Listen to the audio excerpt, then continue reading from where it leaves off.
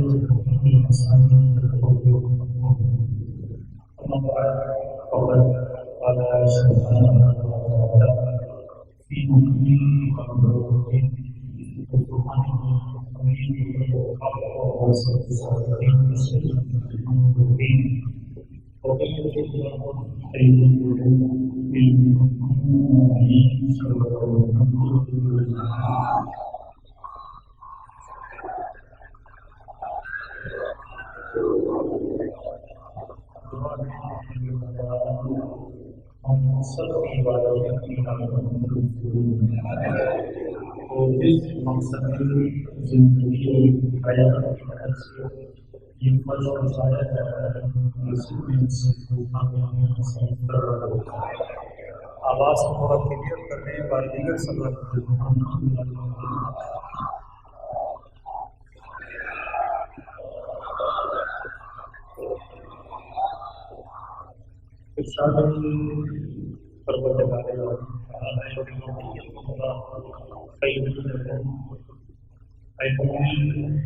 مسلمان ایک ایسا وجود ہے جسے خدا نے آج تک باقی رکھا ہے۔ یہ وجود تم سب کے لیے باعث خیر ہے، باعث برکت ہے۔ ایک وجود کی اگر بن جائے تمام اپنی تفاصیل کو بیان کرتے ہیں، بقیت اللہ سے مراد کیا ہے؟ فرماتے یہ وجود جسے خدا نے آج تک باقی رکھا، یہ وجود کسی اور کا وجود نہیں بلکہ وجود ہمارا امام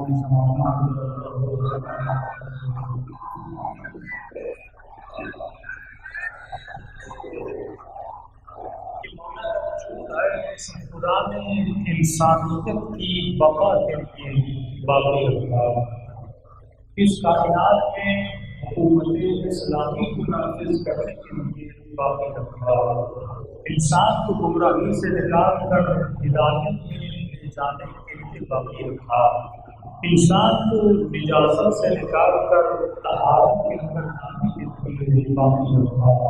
اور اس وجود کا کام یہ ہے کہ انسان کو ادنا مقام سے اٹھا کر اعلیٰ مقام تک پہنچائے، اس کائنات مادی سے اٹھا کر معراج الہی تک پہنچائے۔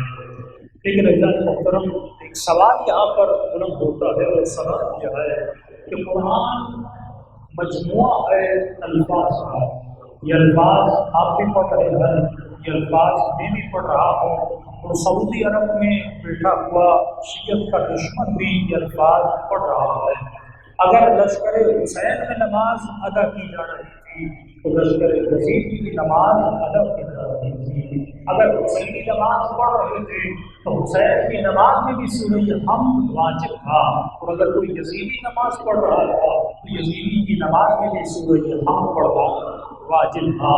جس طرح آپ کا بچہ سورہ حمد میں کہتا ہے کہ اہدنا الصراط المستقیم، اے خدا مجھے صراط المستقیم پر چلا یا باقی رکھ یا ہدایت دے، اسی طرح ایک شیعہ کا دشمن کا بچہ بھی یہی پڑھتا ہے اہدنا الصراط المستقیم۔ کیا اس سے اوپر آ کر بات کروں؟ حسین بھی اپنی نماز میں کہہ رہے ہیں اہدنا الصراط المستقیم، اور شمر بھی اپنی نماز میں کہہ رہا ہے اہدنا الصراط المستقیم۔ اب بات سمجھ سے باہر ہے، شمر نے بھی اہدنا الصراط المستقیم کہا لیکن وہ قاتل حسین بنا، اور غور نے بھی اہدنا الصراط المستقیم کہا اور ناصر حسین بنا۔ سوال یہ ہے کہ اس کے اہدنا الصراط المستقیم میں ایسا کیا تھا اور غور کے اہدنا الصراط المستقیم میں ایسا کیا تھا؟ جب حبیب اہدنا الصراط المستقیم کہہ رہا تھا تو حبیب کے اہدنا الصراط المستقیم میں کیا تھا؟ ارے اہدنا کا لفظ وہاں پر بھی اہدنا ہے، اور اہدنا کا لفظ یہاں پر بھی اہدنا ہے۔ اگر خمینی اہدنا کہے تو پھر بھی اہدنا ہے، اگر کچھ جیسا عام انسان اہدنا کہے تو پھر بھی اہدنا ہے۔ تو یہاں الفاظ میں کوئی فرق نہیں ہے، اگر قرآن پڑھنے والا علی کا دشمن ہو تو پھر بھی الفاظ وہی ہے، اور قرآن پڑھنے والا علی کا مومن ہو تو پھر بھی الفاظ وہی ہے۔ بس فرق ایک ہے، وہ صرف پڑھ رہا ہے، ذکر کر رہا ہے پر فکر نہیں کر رہا، لیکن اور ذکر بھی کر رہا تھا اور ذکر کے ساتھ فکر بھی کر رہا تھا۔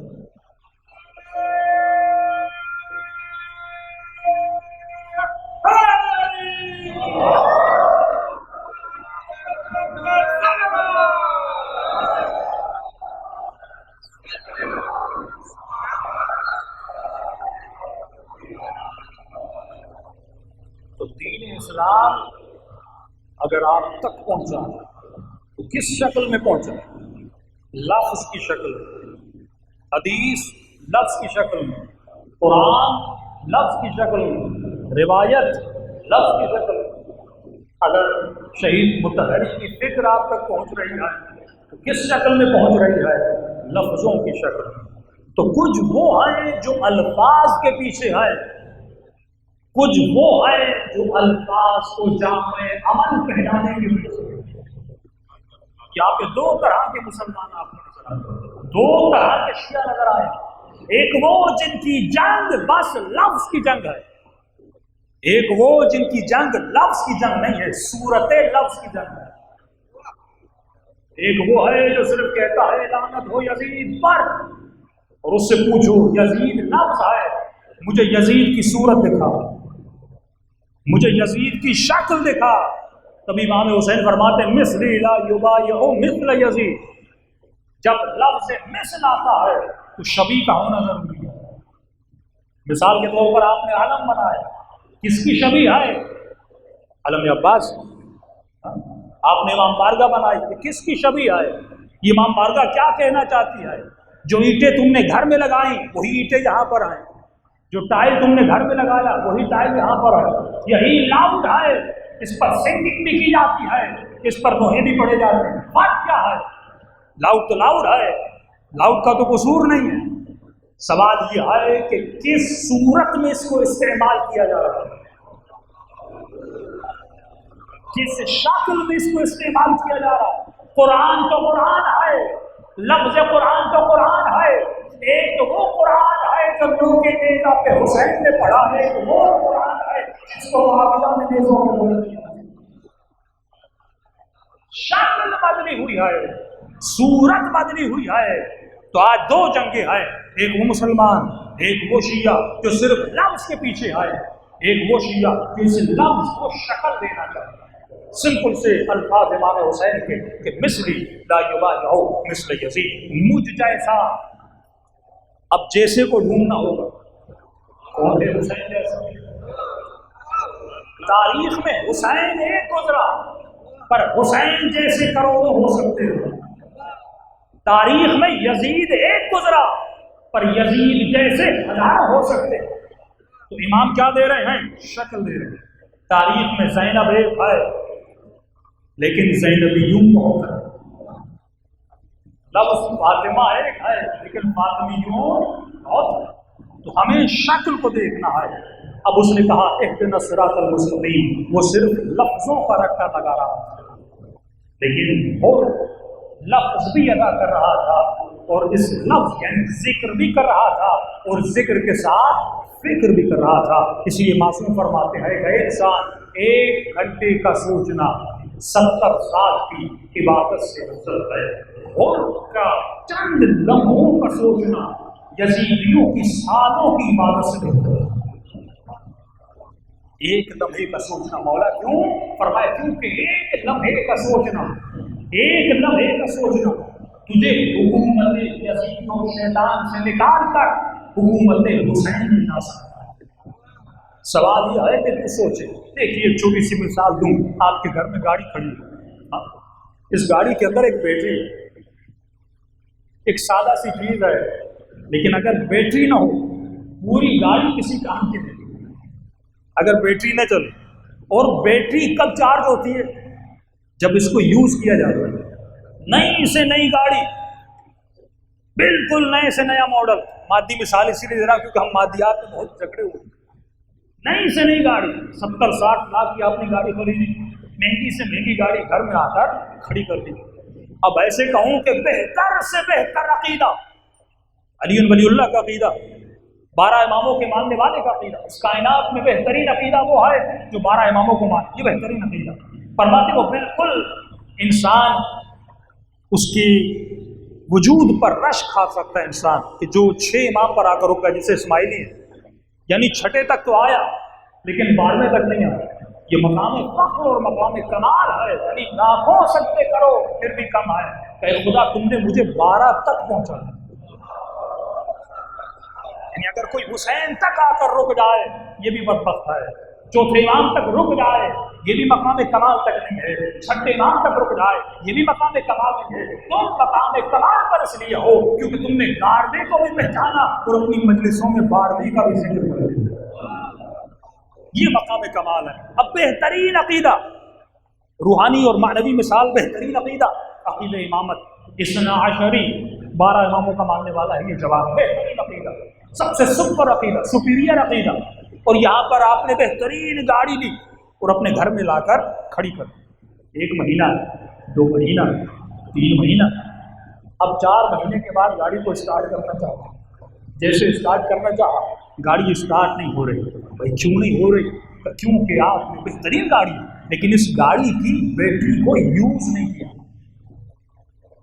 بہترین عقیدہ نے آپ کو دیا لیکن یہ بیٹری جو خدا نے دی اگر انسان اس کو یوز ہی نہ کرے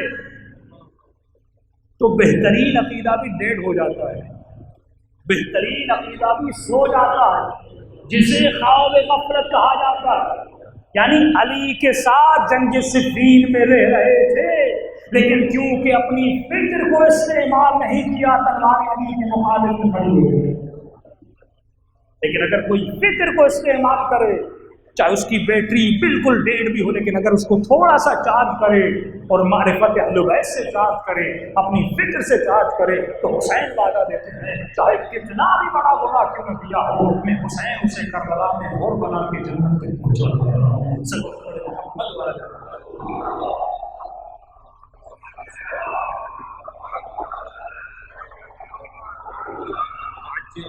انشاءاللہ 10 دن آپ کی خدمت میں رہیں گے، کچھ ایسی گفتگو کہ جو انسان کو سوچنے پر مجبور کرے، فکر کرنے پر مجبور کرے۔ دیکھیے آج کا زمانہ سوشل میڈیا کا زمانہ ہے، جب ایک مسلمان کا بچہ سیکولر، لبرل، کمیونسٹ بن سکتا ہے تو آپ اس کو شیعہ کیوں نہیں بنا سکتے؟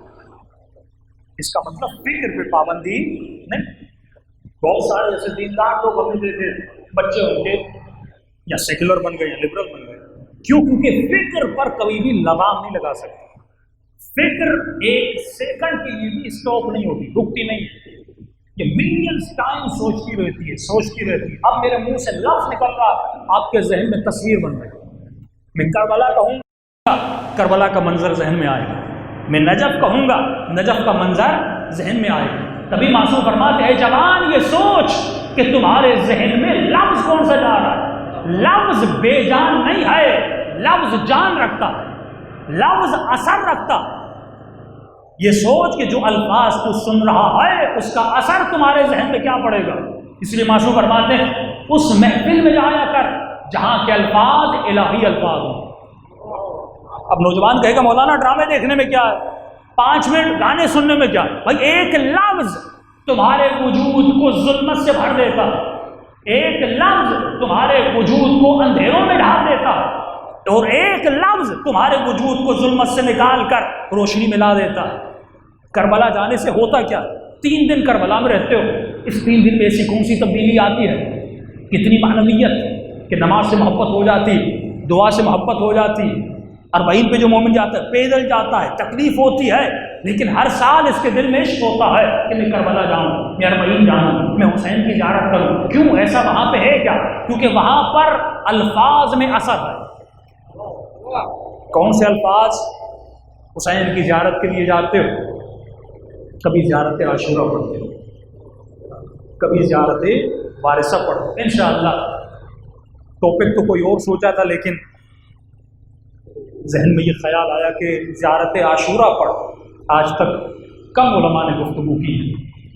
یہ زیارت تو اتنی عظیم و شان زیارت ہے کہ کسی کائنات کی معصوم کی دی گئی کسی زیارت اور دعا میں اتنے بڑے دعائیہ جملے نہیں ہیں جتنے زیارت عاشورہ میں۔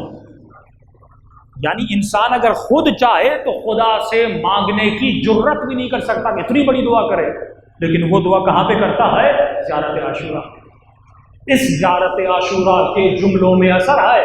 ابھی ہم نے صرف ظاہری زیارت عاشورہ پڑھی، اس سے انسان کے وجود میں نورانیت آتی ہے، لیکن اگر معنی کے ساتھ 2 چیزیں، لفظ اور معنی، اس معنی کو شکل دو، اس کو صورت دو، اس کی صورت کو اپنے وجود میں ڈھال دو۔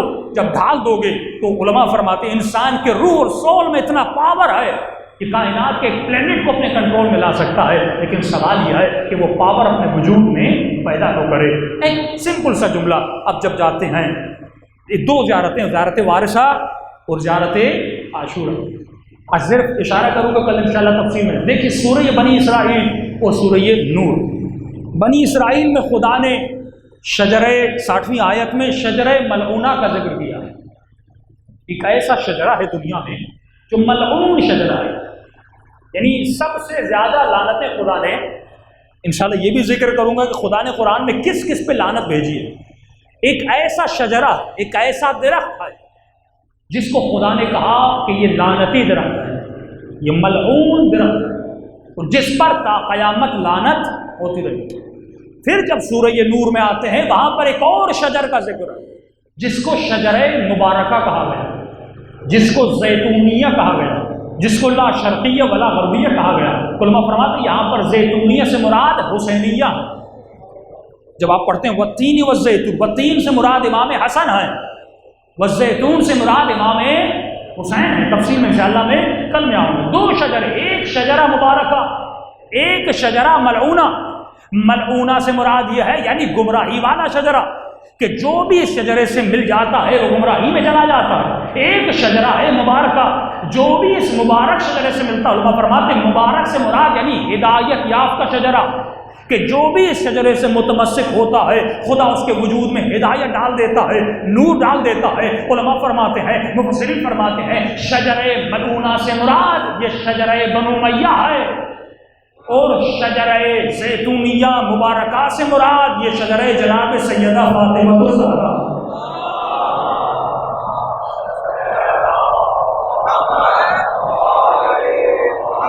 اب دو پہلو، ایک زیارت وارثہ ہے، وہاں پہ تعارف ہوتا ہے شجرائے مبارکہ، وارث آدم صفت اللہ، وارث نوح نبی اللہ، وارث ابراہیم خلیل اللہ۔ یہ کس کے شجرے کا تعارف ہو رہا ہے؟ جناب آدم سے لے کر مولا حسین تک تعارف ہو رہا ہے کس شجرے کا؟ جو مبارک شجرہ ہے، جس کو خدا نے مبارک قرار دیا۔ اور جب زیارت عاشوراء میں آتے ہیں یہاں پر تعارف شجر ملعونہ بھی ہوتا ہے اور اس پر لعنت بھی کروائی جاتی ہے۔ اور یہاں پر سب سے بڑی دعا اللہم اللہم کا سب سے زیادہ ذکر کس میں ہے؟ زیارت عاشوراء میں ہے۔ چند فراز آپ کو بتاؤں، تقریباً 17 سے 18 مقامات ہیں زیارت عاشوراء کے۔ اگر ایک بھی مقام کو انسان سمجھ لے انسان جنتی بن سکتا ہے، اپنے وجود کو نورانی بنا سکتا ہے۔ پھر بار بار کہہ رہا ہوں لفظ اور معنی اگر الفاظ میں جکڑے رہیں گے اور معنی تو نہیں پہنچیں گے تو وہی حال ہوگا جس طرح وہ اہدنا الصراط المستقیم کہتے رہے لیکن ہدایت نہیں ملی۔ لیکن اگر اور کی طرح بنو گے، حبیب ابن مظاہر کی طرح بنو گے، جناب سعید کی طرح بنو گے، جناب زہیر کی طرح بنو گے، جناب جون کی طرح بنو گے، یعنی لفظ کو بھی لوگے اور لفظ کی معنی کو بھی لوگے، پھر وجود میں وہ نورانیت آئے گی جس کا تصور آپ نے نہیں کیا ہوگا۔ صلی اللہ علیہ محمد و آل محمد۔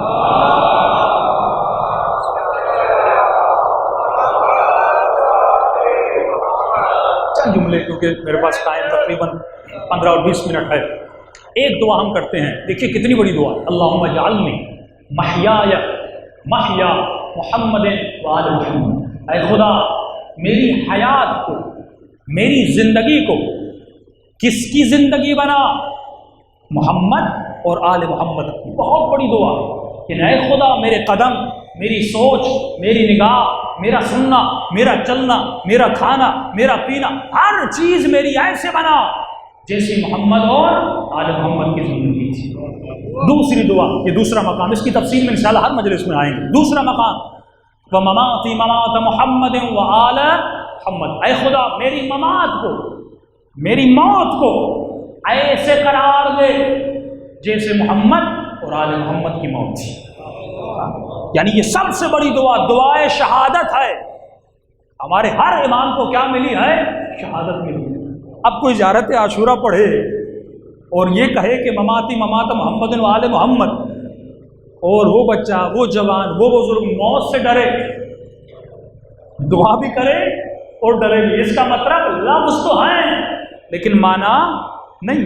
یہ صرف زیارت عاشوراء پڑھتے جا رہا ہے، الفاظ دہراتے جا رہا ہے لیکن معنی نہیں ہے۔ اسی لیے فرماتے اگر کوئی معنی کے ساتھ، عمل کے ساتھ زیارت عاشوراء کو کسی پانی پر پڑھ کے کسی مریض کو پلا دے، اس مریض کو خدا شفا دیتا ہے، لیکن یہ معنی بھی ہو۔ آیت اللہ امینی کا آپ نے نام سنا ہوگا، صاحب الغدیر، جنہوں نے الغدیر کی کتاب لکھی۔ ان کے پوتے ہمارے استاد کو بتاتے ہیں جب ان سے ملنے آئے، کہا کہ صاحب الغدیر نے خواب دیکھا، اور خواب میں کیا دیکھتے؟ بہت عظیم الشان خواب ہے۔ فرماتے انہوں نے خواب دیکھا کہ میدان محشر ہے اور مولا علی اپنے ہاتھوں سے ان کو جام کوثر پلا رہے ہیں۔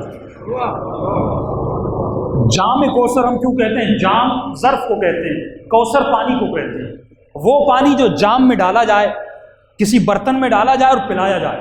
لیکن عجیب بات یہ تھی، فرمایا مولا سب کو جب پانی پلا رہے تھے کسی برتن میں پلا رہے تھے، کوئی ظرف تھا، کوئی برتن تھا، کوئی پیالہ تھا جس میں پانی ڈال کے، لیکن امینی صاحب کہتے ہیں کہ میں نے دیکھا مولا علی اپنے ہاتھوں سے یہ کہنا آسان ہے، اس کا تصور تو کیجیے۔ فرمایا مولا علی اپنے ہاتھوں میں یعنی اپنے چلو میں پانی ہے اور ان کو پانی پلا رہے ہیں۔ جب انہوں نے پانی پی لیا تو مولا سے سوال کیا، مولا یہ کس چیز کا اجر ہے جو آج مجھے مل رہا ہے کہ آپ کے ہاتھوں پر پانی پی؟ یعنی بالکل ایسے ہے کہ حسین اپنے ہاتھوں سے ہور کو پانی پلا رہے، حبیب ابن مظاہر کو پانی پلائے۔ دیکھیے مثلی جب امام نے کہا نا یہ مقامات رکنے والے نہیں ہیں کہ آپ یہ کہیں کہ تاریخ میں ایک ہور تھا، ہاں شخصیت ہور ایک تھی لیکن ہور کے نقش بہت ہو سکتے ہیں۔ حبیب تو ایک تھا لیکن حبیب کے نقش بہت ہو سکتے ہیں۔ حسین تو ایک تھا لیکن مثل حسین بہت ہو سکتے ہیں۔ اگر کردار میں آ جاؤ تو کردار بن سکتے ہیں۔ اس نے کہا مولا آپ نے اپنے ہاتھوں میں پانی ڈال کے مجھے پانی پلایا، یہ میرے کس عمل کا اجر ہے؟ تو فرماتے میں خود یہ سوچ رہا تھا کیونکہ میں نے کتاب الغدیر لکھی، بہت بڑی کتاب ہے۔ اس غدیر کی کتاب کے لکھنے کے بعد کسی بھی اہل سنت نے غدیر کا کوئی جواب نہیں دیا۔ انہوں نے من کنت مولاہ فہذا علی مولا اور مقام غدیر قم کو کئی ہزار حدیثوں سے ثابت کیا، راویوں سے ثابت کیا، کس کے بعد کوئی بھی اہل سنت انکار کر نہیں سکتا کہ رسول خدا نے علی کا ہاتھ بلند کر کے من کنت مولا نہیں کہا تھا۔ تو انہوں نے کہا مولا یہ میں نے کتاب لکھی، اس کے اجر میں آپ نے مجھے پانی پلایا۔ امام نے کہا نہیں، اس کا اجر اپنی جگہ وہ تمہیں دیا جائے گا۔ کہ مولا اپنے ہاتھوں سے چلو میں پانی بھر کے مجھے پلایا، یہ میرے کس عمل کا اجر ہے؟ امام فرماتے تو اپنی زندگی میں کثرت سے زیارت عاشورہ پڑھا۔ کتنا بڑا مقام ہے زیارت عاشورہ، یہ بالکل ایسے ہے کہ خزانے گھروں میں پڑے ہوئے ہیں اور مومن کہتا ہے مولانا آیت اللہ عظمیٰ بہجت کے پاس لوگ جاتے تھے اور کہتے تھے کہ یہ ہمارے مومنوں میں بھی عادت ہے، ایک مومن آتا ہے کہتے ہیں مولانا گھر میں بیماری ہے یا فلاں مسئلہ ہے، کوئی ورد کوئی ذکر دیجیے۔ اب ہم اسے کہتے ہیں بھائی رزق میں تنگی ہے تو ہر نماز کے بعد مثلا سورہ واقعہ پڑھو، تو اس مومن کا چہرہ بیٹھ جاتا ہے۔ دوسرے مومن کو کہتا ہے مولانا نے کچھ بتایا نہیں، اب وہ سمجھتے ہیں کہ پتہ نہیں جیب میں کوئی خاص ذکر ہونا چاہیے، کوئی سونے کی کنجی ہونی چاہیے۔ آیت اللہ بہجت کے پاس لوگ جاتے تھے آقا ہمیں کوئی خاص ذکر دیجیے، وہ آقا بہجت کہتے تھے کہ جو قرآن تیرے گھر میں ہے وہ میرے گھر میں، جو مفاتی تیرے گھر میں وہ میرے گھر میں، جو سورہ یاسین تو پڑھتا ہے وہ سورہ یاسین بھی پڑھتا، میرے اوپر کوئی نئی کتاب تو نہیں آئی۔ کہ قبلہ پھر بھی کوئی ذکر دیجیے، کہ اسی مفاتی جنان پہ عمل کرو، اسی قرآن پہ عمل کرو، اس سے بڑا کوئی ذکر نہیں۔ یہ عام سی چیزیں جو ہم سنتے ہیں لیکن ہم عمل نہیں کر پاتے۔ جب تک انسان میں ریگولرٹی نہ ہو، ایک عمل کنٹینیوسلی میں چلتا ہوا آئے، تب تک انسان مقام محمود اور مقام اعلیٰ تک نہیں پہنچ سکتا۔ تو انہوں نے کہا یہی تم کثرت سے زیارت عاشورہ، مومن ایک مہینہ تو پڑھتا ہے، 2 مہینہ تو پڑھتا ہے، لیکن اگر اس میں کثرت آ جائے یعنی روزانہ، تو علماء فرماتے ہیں جو ہر روز صبح کی نماز کے بعد زیارت عاشورہ پڑھے، کبھی بھی اس گھر میں خدا بیماری کو نہیں لاتا۔ جس گھر میں روزانہ رات کو سونے سے پہلے سورہ واقعہ پڑھی جائے، اس گھر کے بچوں کو، اس گھر کے جوانوں کو، اس گھر کے مردوں کو خدا کبھی کسی کا محتاج نہیں کرتا۔ لیکن ہم ریگولر نہیں ہیں، ہم 1 دن پڑھتے ہیں، 2 دن پڑھتے ہیں، جس طرح مجالس میں آتے ہیں 10 دن سنتے ہیں، وجود پہ بڑا اثر ہوتا ہے، لیکن جیسے جیسے محرم دور ہوتا جاتا ہے ویسے ویسے ہم حسین سے دور ہوتے جاتے ہیں۔ اے میرے عزیز، حسین صرف محرم میں نہیں ہے، حسین کی ولایت کو اگر مانا ہے تو حسین کو اپنے دل میں سجا کے رکھ، حسین کو اپنے گھر میں سجا کے رکھ، حسین کو اپنی روح میں سجا کے رکھ، حسین کو اپنی فکر میں سجا کے رکھ۔ جس کی فکر میں حسین آ جائے اس کے عمل میں بھی حسین نظر آتا ہے۔ صلوات پڑھے محمد و آل محمد۔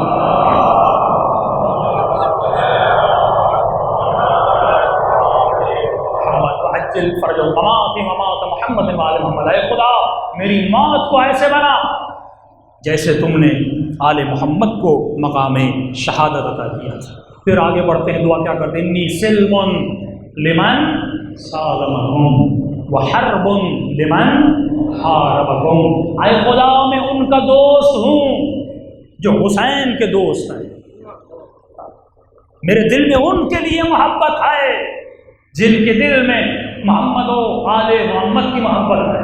لیکن آج افسوس سے کہنا پڑتا ہے کس رذیلت کے مقام پہ بعض لوگ پہنچ گئے، کس مقام ادنا اور کثافت میں بعض لوگ پہنچ گئے کہ یہ خود تو محمد و آل محمد سے محبت کر رہا ہے، لیکن یہ ایک مقام زیارت عاشورہ کا یہ 18 مقام ہیں کہ جو اپنے وجود میں اپنانے ہیں.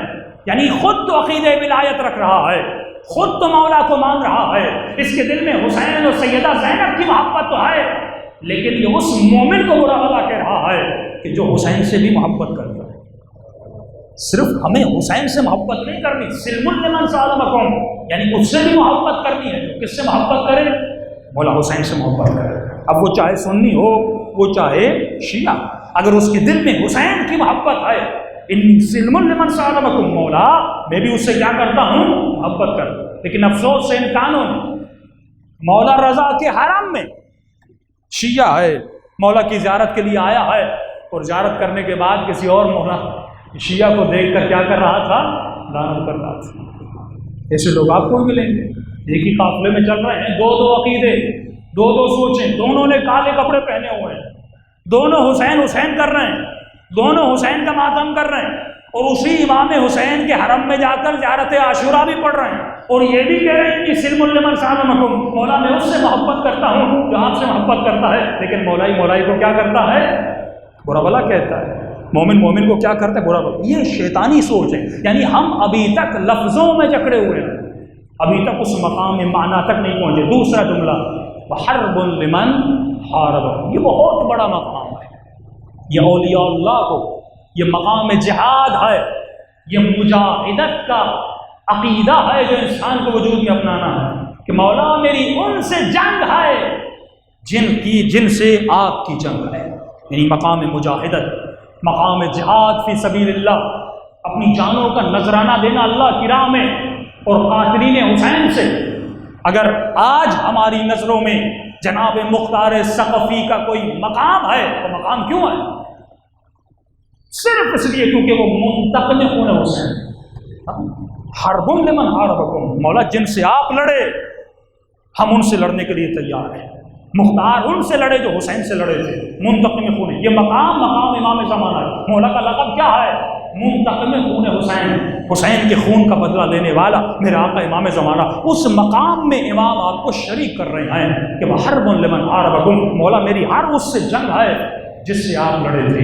یہ مقام شہید سلیمانی کا مقام ہے، یہ مقام زینبیوں کا مقام ہے، یہ مقام فاطمیوں کا مقام ہے، جو مقام مجاہدت میں ہے، جو مقام حرب میں ہے، جو مقام جنگ میں ہے، جو دشمن سے لڑنے کے مقام میں ہے، جو وقت کے یزید کو للکارنے کا جذبہ رکھتا ہے، وہ اس مقام پر فائز ہے. جب زیارت عاشورہ میں پڑھتا ہے انی حرب لمن حاربکم، اس کے بعد حسین کہتے ہیں ہاں تم نے سچ کہا، تو انہی سے لڑ رہا ہے جن سے حسین کی جنگ تھی. جب کہو گے انی سلم لمن سالمکم، مولا میں ان سے محبت کرتا ہوں جنہوں نے آپ سے محبت کی. پھر حسین تمہارے عمل کو دیکھیں گے، تمہارے کردار کو دیکھیں گے، اس کے بعد مولا مہر لگائیں گے. ہاں وہ سارے مقامات جو زیارت عاشورہ میں ذکر کر رہا ہے یہ عمل کے ساتھ ان مقامات پر نافذ ہے. صلوات پڑھے محمد و آل محمد.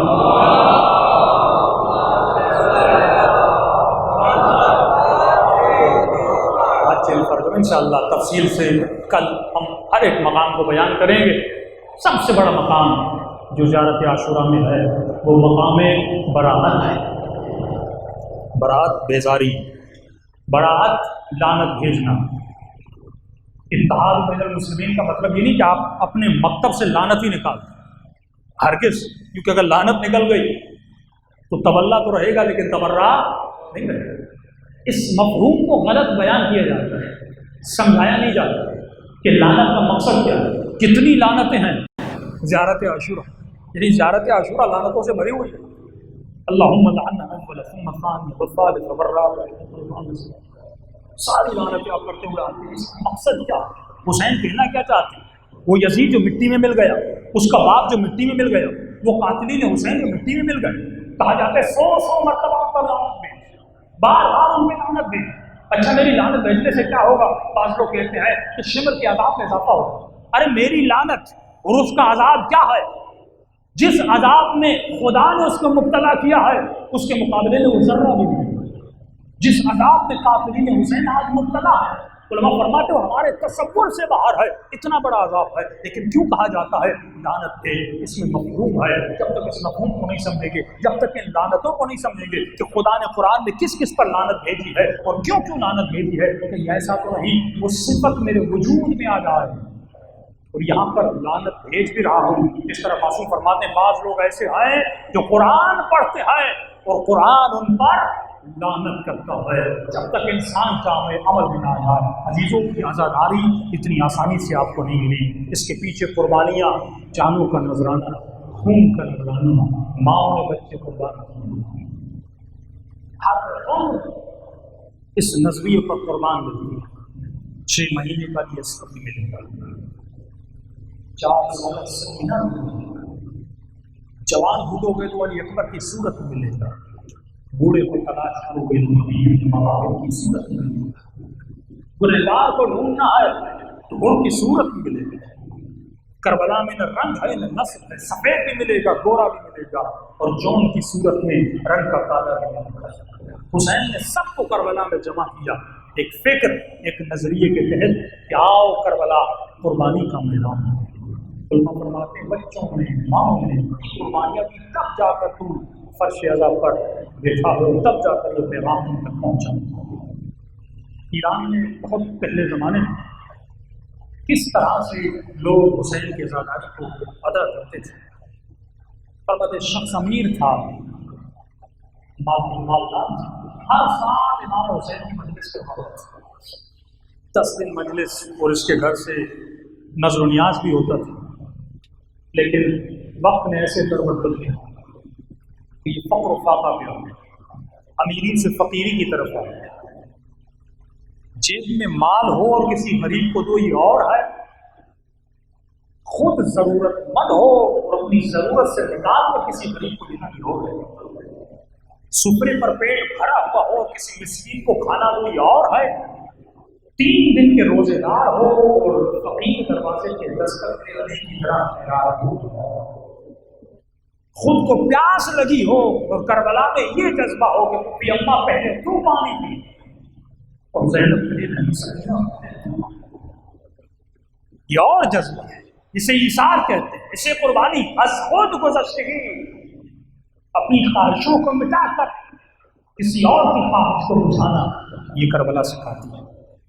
کب فقیر ہو گئے، بیوی کو کہا کوئی سونا، کوئی بالی، کوئی کنگن بچا ہے میں بیچوں تو بیچ کے آؤں. حسین کی مجلس کر رہے جو نے کہا کچھ بھی نہیں کا، سب کچھ بیچ ڈالا، گھر میں کچھ بھی نہیں. افسوس کر کے اسے اپنے سب چھپا ڈالا اور ندامت کی آہ سوچنے لگا کہ حسین کی مجلس کیسے کروں. ہر سال کرواتا تھا، مومن آتے تھے، نظر و نیاز ہوتا تھا. تھوڑی دیر کے بعد سوچا اور اپنی سوچا تو کہا کہ ایک راستہ ہے، تجھے اپنے دل پہ پتھر رکھنا پڑے گا. راستہ ہے لیکن اگر تو راضی ہو جائے. بیوی نے کہا کہ حسین کی مجلس جو بھی ہو میں کرنے کے لیے تیار، تو پھر بھی سوچو تو بتاؤ تو صحیح کون سا راستہ. اب پرانا زمانہ تھا، پردہ فروش اور غلاموں کا زمانہ تھا. اس لیے دیکھو اللہ نے ایک جوان بیٹا دیا، اگر تو راضی ہو جائے اپنے بیٹے غلاموں کی بازار میں بیچ کے اس سے جو رقم ملے گی مولا حسین کی مجلس کر دے. عزیزو، ماں کا دل بڑا نرم ہوتا ہے، تھوڑی دیر کے لیے چونک گئی کہ بیٹے کو بیچ کے اگر تو راضی ہو جائے، کوئی زبردستی نہیں ہے، کوئی جبر نہیں. اس خاتون کی آنکھوں میں آنسو بھر شوہر نے کہا کیوں رو رہے؟ کہ جب سیدہ زینب کے مسائل سنتی تھی تو رو کر یہ کہتی تھی نبی اگر کربلا ہو اپنی بیٹی کو آپ کو قربان کر. بیوی پہلا تازیانہ میرا بیٹا تھا، پہلا تماچا میرا بیٹا تھا. کہنا اور ہے، لفظ کو ادا کرنا اور ہے، اس لفظ کو جامع عمل پہنانا اور ہے. اللہ جل کہنا اور ہے، لیکن آج ہی بیٹھ کر امام زمانہ کی مدد کرنا اور ہے. کسی غریب شیعہ کی مدد کرنا امام زمانہ کی مدد ہے. عمل میں آنا بہت مشکل ہے، لفظوں کا ادا کرنا کوئی بڑا کمال نہیں. اس نے کبھی کو کہتی تھی آج وقت عمل ہے. اگر سیدہ زینب اپنے اون و محبت کو قربان کر سکتی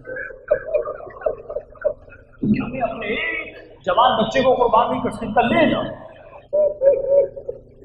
باپ کہتا ہے کہ میں نے بیٹے کو دیا برد فروشوں کی بازار میں، میں نے کچھ قیمت سوچی کہ اس رقم میں اپنے بیٹے کو بیچوں گا کہ جس سے مجلس بھی ہو جائے، نظم و نیاز بھی ہو جائے، مولا کی مجلس اچھے سے ہو جائے۔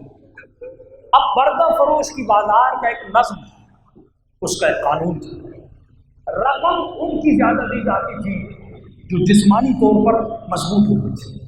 اب 14-15 سال کا بیٹا جسمانی طور پر کمزور ہے، نہیں پائے، اس کا کوئی رقم نہیں لگا رہا، کہ غلاموں کو لے جایا جاتا تھا بھاری بھاری کاموں کے لیے، اس نے کہا مجھے اتنا چاہیے، تو انہوں نے کہا اتنا تو ہم نہیں دیں گے، بہت کم پیسے۔ اس نے کہا بیٹا بھی جائے گا، ان پیسوں سے مجلس بھی نہیں ہوگی، مایوسی کی حالت میں کھڑا تھا۔ اتنے میں میں نے دیکھا دور سے ایک عربی لباس میں گھوڑے سوار میرے قریب ہوا، چہرے پہ نقاب تھا، پر جو رقم میں نے سوچی تھی اس سے بھی زیادہ اس نے مجھے دی، اور میرا بیٹا لے کر چلا۔ خوشی خوشی وہ پیسے لے کر گھر آئے، فرش آزاد اٹھایا، مولا کی مجلس شروع کی۔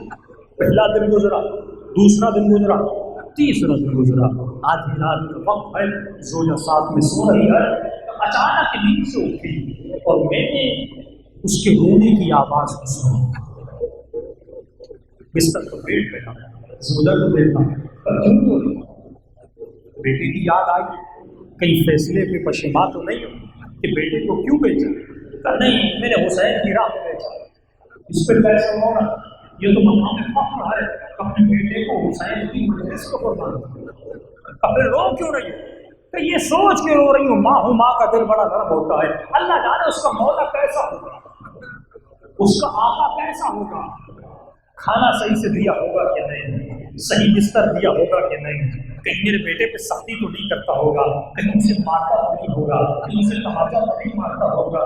اتنا اکیلی رہی تھی کہ اچانک اس کے گھر کے دروازے پر دستک ہوئی۔ باپ بستر سے اٹھا اور گھر کا دروازہ کھولا، جیسے بولا کیا دیتا، اس کا جوان بیٹا دروازے میں۔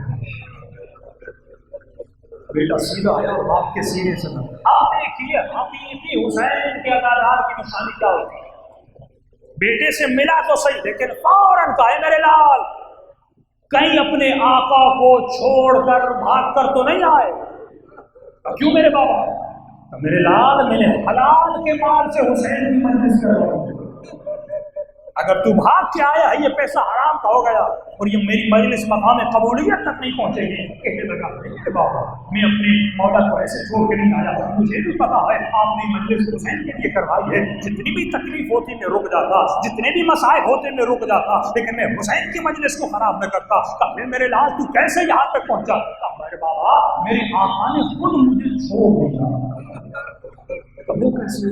کہ بابا یاد ہے جب آئے تھے تو عربی لباس تھا، چہرے پر نقاب تھا، کہا کہ مجھے اپنے گھر لے گئے، پہلے دن اچھا سا بستر دیا، اچھا سا کھانا دیا، بابا خدمت ایسے کر رہے تھے، پیار ایسے کر رہے تھے جیسے کوئی باپ اپنے بیٹے سے محبت کرتا ہے، بڑے لاد کے ساتھ مجھے رکھا، بڑے پیار کے ساتھ مجھے رکھا۔ بابا 3 دن گزرے، آج کی رات بھی میں رو رہا تھا، اماں کی یاد آ رہی تھی، آپ کی یاد آ رہی تھی، جیسے اس نے میرے رونے کی آواز سنی میرے سرانے پہ آ گیا اور مجھ سے میری زبان میں ایسے بات کر رہا تھا جیسے یہ زبان اس کی مادری زبان ہو۔ میرے تعلق میں پوچھا آپ کو عرب ہے، آپ میری زبان کو کیسے جانتے ہیں؟ اس نے کہا میرے لال ہم وہ ہیں جو کائنات کی ہر زبان کو جانتے ہیں۔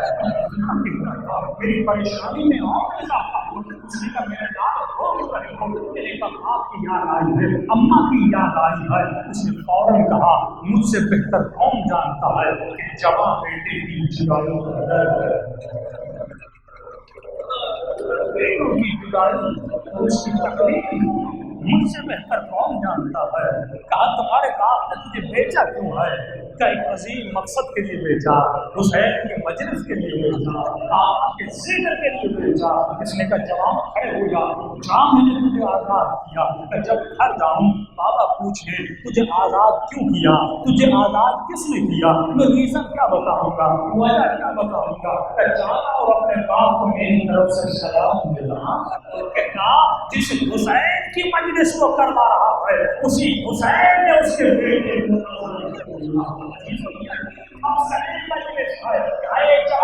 اپنے وجود کو حسین کے لیے بھیج دے، جس طرح علی نے شب ہجرت میں اپنی رضاؤں کو رضا الہی کے لیے بھیج دیا تھا، اسی طرح مرنے سے حسین نے اور حسین سے آ کر کہ مولا میں نے اپنی رضا کو، اپنی خواہش کو، اپنی خوشیوں کو آپ کی خوشیوں کے لیے بھیج دیا۔ اب تیری آنکھیں وہ کریں اور کریں جو حسین چاہے، تیری زبان وہ بولے جو حسین چاہے، تیرے کان وہ سنے جو حسین چاہے، تیرے قدم وہاں جائے جو حسین چاہے، جب وجود ایسا بن جائے اب امام فرماتے ہیں وجب علیہ الجنہ، ایسے شیعہ پر جنت واجب ہو جاتی ہے۔ بالخود حسین اپنے ہاتھوں سے تجھے جانے کو سر ڈالیں گے۔ اسی علماء فرماتے جب مجلسوں میں آؤ اپنی روحوں کو، جسم تو عباس ٹاؤن میں ہو سکتے ہیں لیکن روحوں کو کربلا میں جانا۔ اور افسوس سے کتنا پڑتا ہے اس سال تو کربلا کے راستے بھی بند ہو گئے، جو ایک جھلک اربعین میں جا کے حسین کی زری کو دیکھتے تھے اس سال شاید وہ بھی مومنوں کو نصیب نہ ہو۔ لیکن امام حسین فرماتے ہیں اگر خلوص سے دل سے مومن مجھے سلام کرے، میں کہوں گا ملائکوں کو کہ لکھو اس کے نام اعمال میں اس کے حسین کی زیارت کا حق ادا کرنا۔ لیکن خلوص وہ ہو جو خلوص کربلا میں حسین نبی کا دھائی ہے۔ چند سلام دیں حسین تمام کو وقت بھی بہت ہو گیا، انشاءاللہ کل ٹھیک 9 بجے بلائے گا، آئیے گا سب لوگ کے دل سے السلام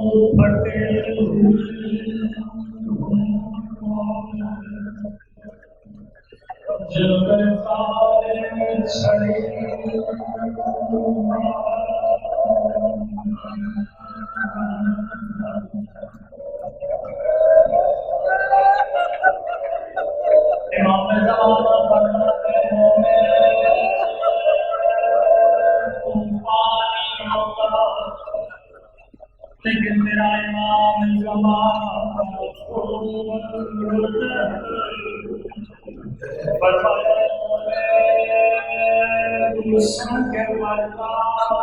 فرمایا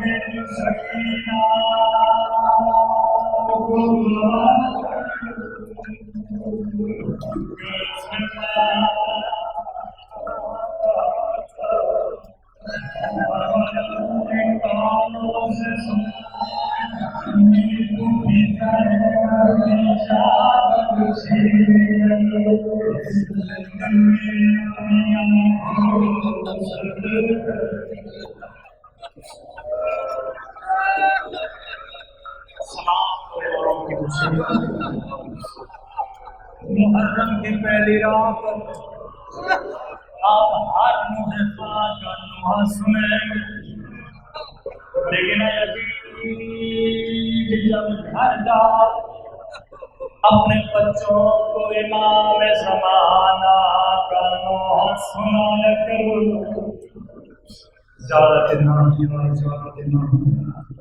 یہ امام زمانہ کا نوحہ چند جملے اور زحمت کو تمام کرو، سنو گے کیسے اپنے دادا حسین کے مسائل پڑھتے فرماتے میرا سلام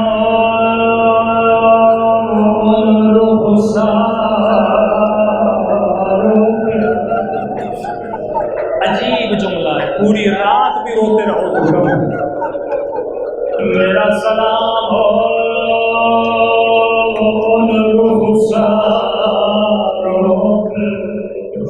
جن کا رنگ بدلتا رہا، یہ نہیں کہا کہ جن کا رنگ بدل گیا، نہیں، جن کا رنگ بدلتا رہا، بدلتا رہا کا مطلب کیا ہے؟ کبھی تماچے لگتے تھے رنگ نیلا تھا، کبھی تماچے لگتے تھے ساروں کا رنگ کالا ہو جاتا تھا، یہ بچی کو روکن کہتے تھے او میرے غریب الوطن بابا، او میرے تیر دل کے پیاس بابا، بابا تو نے کہا یتیموں سے پیار کیا جاتا ہے، یتیموں کو سینے سے لگایا جاتا ہے، لیکن بابا جب سے میں یتیم ہوئی کبھی شبر نے دباتے مارے، کبھی ظالم نے تھالی آئے مارے،